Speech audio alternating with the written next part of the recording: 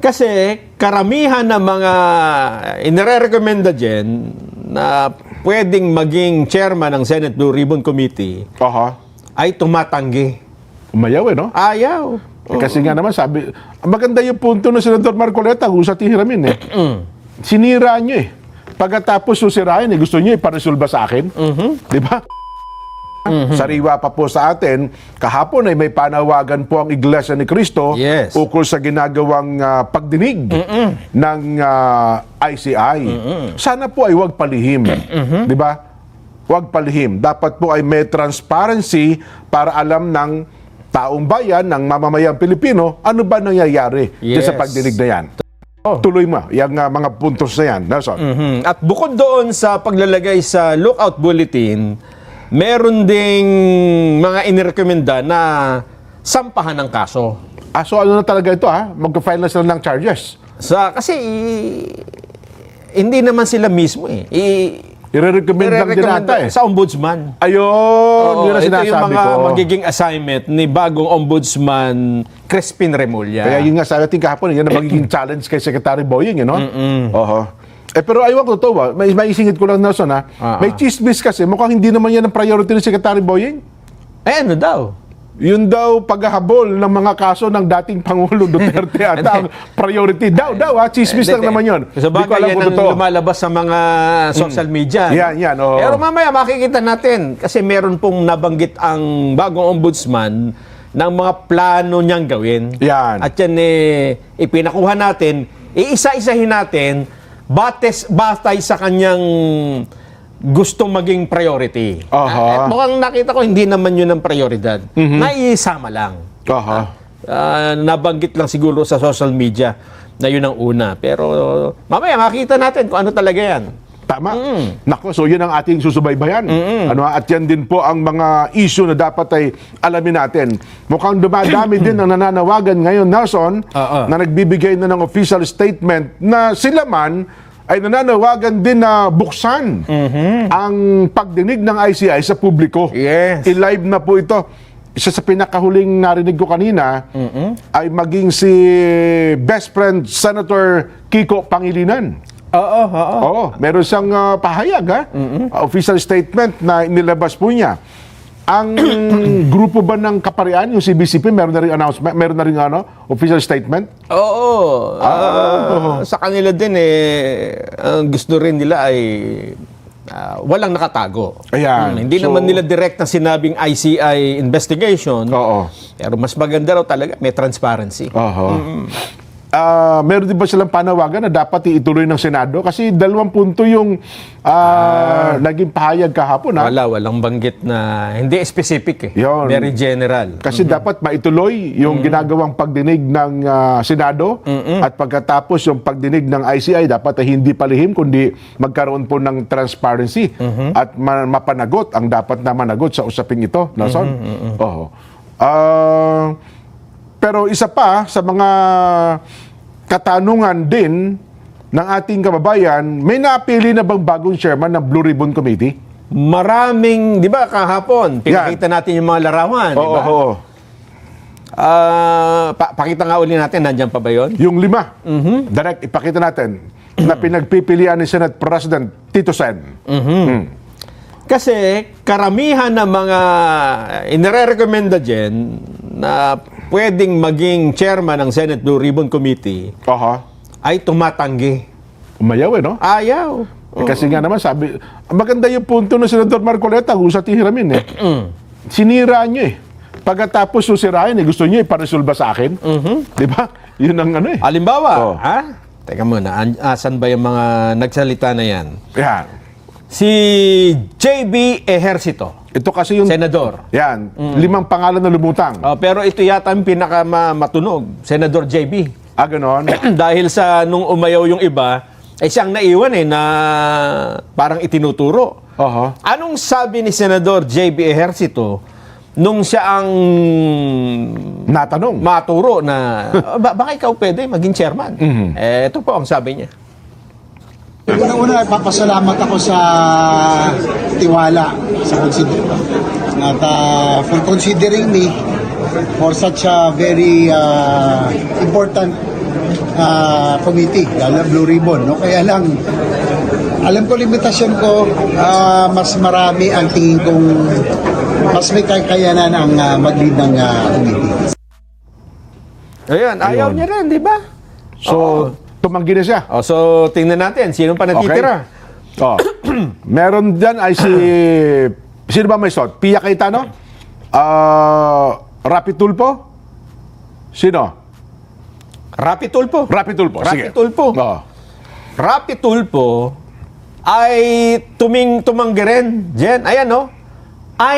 I'm very flattered that my name is being considered among 4 other senators for the prestigious Blue Ribbon Committee chairmanship. Aha.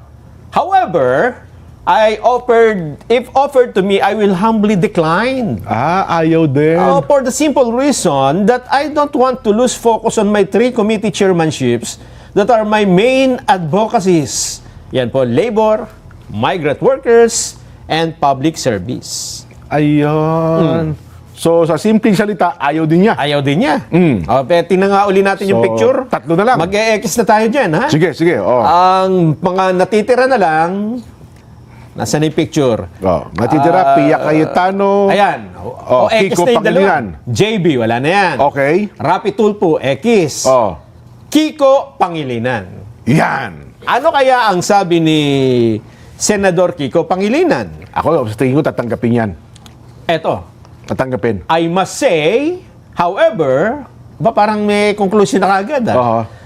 Siguro may nauna pang statement. Ano? Sige nga. That considering that I now sit as chairman of 3 Senate committees, Agriculture, Food and Agrarian Reform, Justice and Human Rights, and Constitutional Amendments and Revision of Codes, ang dami nga, ano?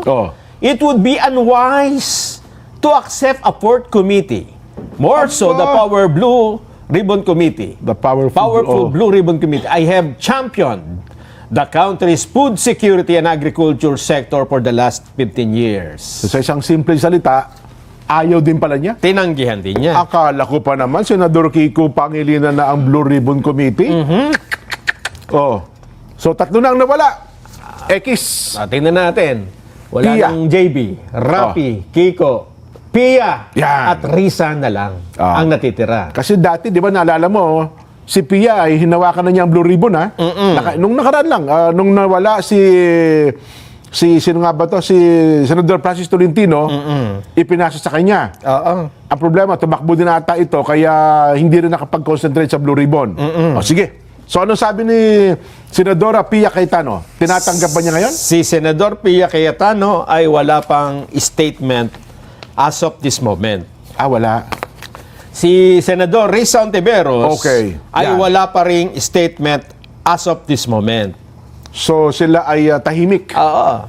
Pero si Senador Lito Lapid ay nauna nang naglabas ng statement. Bakit? Ay, siyempre, senador siya. Siyempre, may say siya, di ba? Hindi naman siya inaalok sa Blue Ribbon. Ay, may opinion siya. Ganon? Sabi mo, ba't hindi nyo inaalok sa akin, di ba? Oo nga. Sige, meron siyang statement ba niya? Meron. Ang sabi ni Senador Lito Lapid, Ang Meron sabi daw. ni Senador Lito Lapid, pakinggan natin. Senador, Nanong Maliari. minsan lang magsalita pakinggan natin.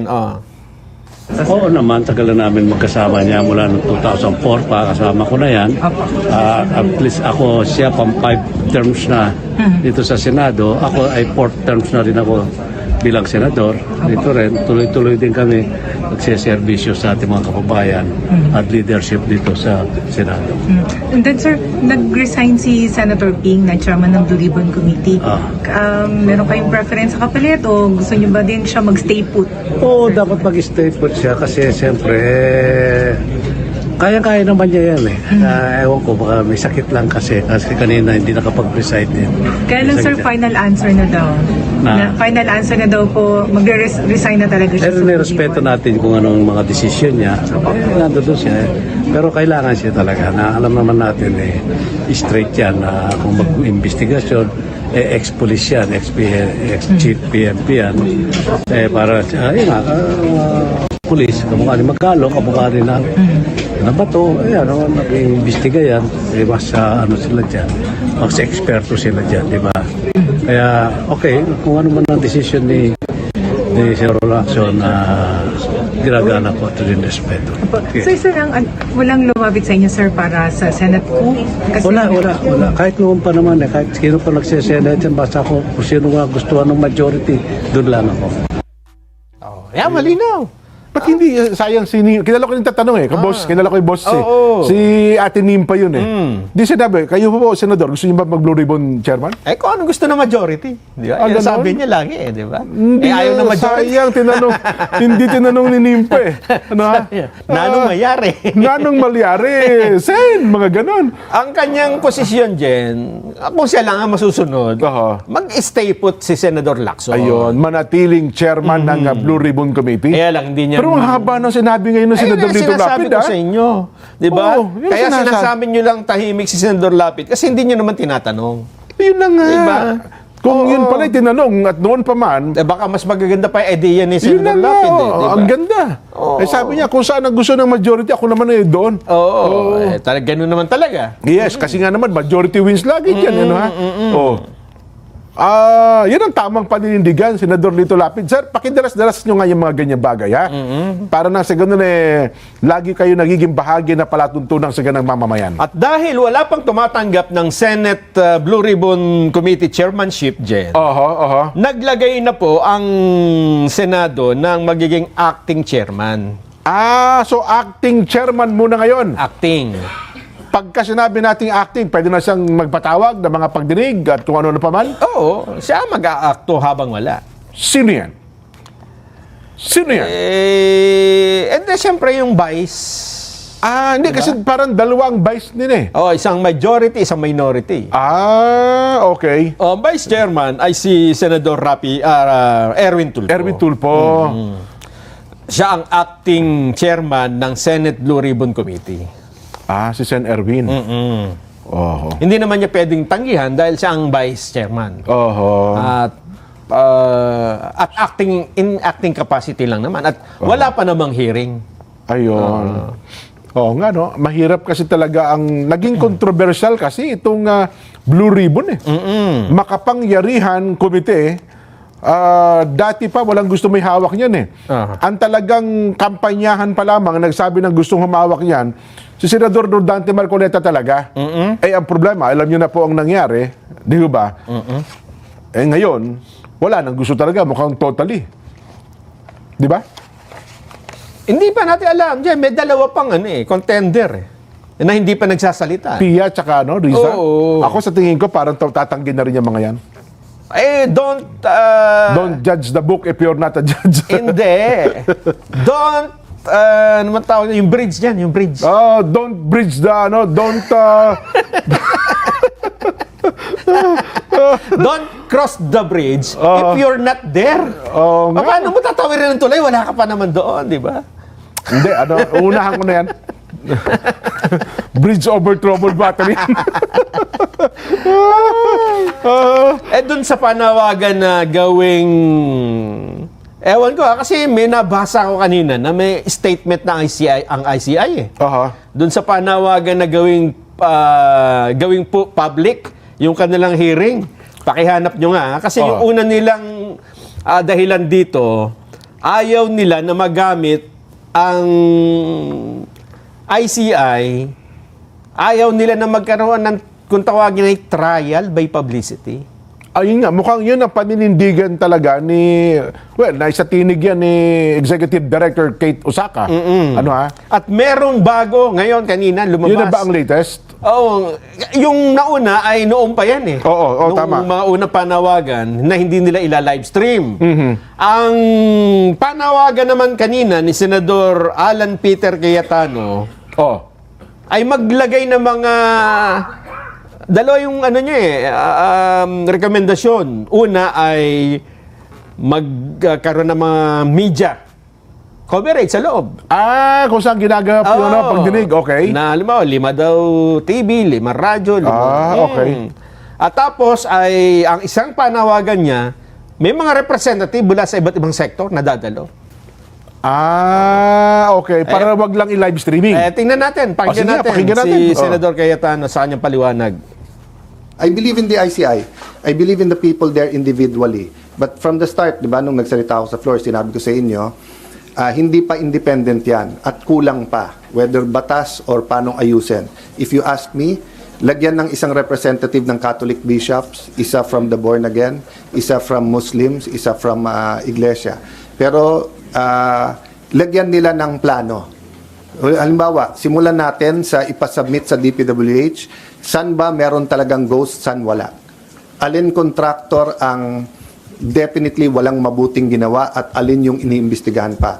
Pagka moving target tayo sa lahat ng gagawin natin, walang maayos dito. Yung nanggugulo has more than enough money, opportunity, power na guluhin lahat to. Ginagamit yung fear ng tao, yung galit ng tao para lalong magkagulo rather than magkaroon ng order dito. More transparency. So, dun sa sinabi nilang ayaw nila i-live stream, sige, assuming hindi na magbabago isipan nila. So, ibalik natin sa kanila. What form of transparency can you offer that will give us enough information that the journey will be together? Hindi kayo lang. Ano bang downside sa Senator nung sa na-closed door siya? Hindi, kasi kahit sinong nag-iimbestiga ngayon, iniimbestigahan din eh. Kaya siyempre, iwas intriga yung, di ba kahit kami naman sa Blue Ribbon kung ginawa naming executive committee at executive session, tapos kami-kami lang, kaya lang, maniniwala ba ang publiko sa mangyayari? Ang kaibahan, hindi naman congressman and senador na sa ICI, so wala naman silang projects doon. But di ba, yun ang sinabi ko kay Senator Ping noon, nung sinabi niyang hahabulin niya ng taga pag may nagsabing may pondo siya. Sabi ko kasi yung motive or yung pwedeng ibintang sa'yo, hindi lang yung pondo Lahat tayo may interest political interest, economic interest, interest sa atin, and it's not always bad. Di ba? May motivation tayong lahat Kaya ang kakampi natin dito, kayo nga network news network Minsan naharas pa na may agenda kayo Di ba? Yung pakayang etong mga political. Sir, isa lang. So, Yun yung isang suggestion. Will they allow X number of media, let's say 10, 15 a day, 5 from TV, 5 from radio, 5 from print, or mas marami sa print. So for example, the questions they ask, kung ako, I would crowdsource that. Kasi your answers is only as good as your questions. 3 things. 1, sa taong bayan, pray. Sa ICI, dyan, ha? Bakit, di ba sa Amerika may mga ganyan? Dito sa atin, may mga pagdinig ang korte na, so, di ba? Na may representante ang mga media. Oo. Di ba, naalala mo? Yung sa hearing yung kaso ni Erap, plunder case sa Sandigan Bayan, open for yun Nagko-cover ako yan Oo. Pero hindi mo nailalive ba yun dati? Parang hindi, no? Hindi, mag-a-attend ka lang doon. Kasi Yun, maingay kung nandun. Ayun, tapos ikukwento lang. Ang pagkakaiba kasi noon, Jen, wala pang live streaming noon. Ayun lang kasi, Diba? wala pang social media na ganito nangyayari ngayon, no? Ang sabi kasi ng ICI, nung una, ayaw nilang magkaroon ng trial by publicity. Okay. Hindi, pag-usapan muna natin yan. Mm-mm. Iba kasi po yung trial by publicity sa public trial. Ibig tama. sabihin, may trial na hindi ipinupubliko. Oo. Pero pwedeng, yung hearing ay pwedeng, ngayon nga, pwedeng i-live stream. Oo. Ang isa kong example niyan, yung ginagawa ng Supreme Court na oral argument. Dati ito hindi... Hindi naka-live yan, Hindi ito naka-live. Ngayon, may tanungan live streaming na ito, napapakinggan na, napapanood. Pati nga yung JBC dati, di ba? Parang may pagkakataon, nila-live na rin nila. Dapat nga yung pagtatanong JBC. nila sa yung interview, Oo. dapat may nag-appeal na dapat ni-live yan. Oo. Live streaming. Sa social media, no? Ano ba ang panganib kung hindi naka-public ang ICI investigation? Okay. Una-una, hindi naman sila korte dyan. So, pwede nilang i-live talaga yan. Oo. Pagka po kasi ang idinahilan nyo ay trial by publicity, kaya ayaw nyo ng live streaming, lalong magkakaroon ng trial by publicity kapag hindi alam ng publiko kung anong nangyayari. Kasi kanya-kanyang naglalaro sa isipan nila Kasi tama ka. Kung tawagin, magkakaroon ho kasi ng parang information vacuum. Walang lumalabas na impormasyon. Oho. Kaya ang mangyayari dyan, speculation ho ng public. At hindi din naman siya nag-briefing after the hearing. Wala naman, no? May mga kaunti, kaya lang hindi mo nga makukuha lahat, di ba? Oo. Ang naglalabas lang sila ng mga release. Oo. Halimbawa ito, ICI nagrekomenda ng mga kasong kriminal laban kay Ko at 17 iba pa. Oo. E di ang mga tao ngayon magtataka, ano mga pinagbatayan ng kasong ito? Oo nga, hindi pa naman pinapatawag si Congressman Saldico Yes, nila. hindi pa naman nakakausap, di Oo. ba? Ba't kakasuhan ka agad? Ito ba ay kasong matibay o ito ay Oo. kasong ipapail mo lang para Para lang masabi makasuhan. at deliberately para ma-dismiss balang araw, oo di nga, ba? oo. Kasi hindi natin nakita kung paano naluto, di ba? Oo, at Paano ginawa? At hindi talaga naman, wala pang pagkakataon na naipatawag si Congressman Saldico dyan sa ICI na Ay, yan. pati nga yung SunWest na corporation ang Oo. binabanggit dito. Eh. Tama. Ang alam kong pinapatawag lang yung mga diskaya, Yan. yung engineers, Oho. yung mga senador. Pero itong SunWest, Dahil ba sa statement lang ng mga tinawag nila, yun ang magiging batayan? ayun ang magiging problema Hindi natin. hearsay yan pag nagkataon, At di ba? ang magiging dahilan niyan, dahil hindi niya ipinakita kung paano, mag-i-speculate ngayon ang iba't ibang grupo. Oho. Di ba? Magsasabing, nako, niluluto po tayo. O kaya naman yung iba, hindi. Tama. Oo. Magulo po talaga. Oho. Kasi kanya-kanya ng kanya-kanya ng hula, Oho. speculation kung ano nangyari. Kasi ang tao naman talaga, mayroong mga public opinion. Pero pag nagsalita kayo, halimbawa, nagsalita yung si Osaka, ito po ang nangyari, ito po yung ganyan. Kanya-kanya talaga naman may Ganun pa rin kanya-kanya eh. spekulasyon eh. Ganun Tama. pa rin.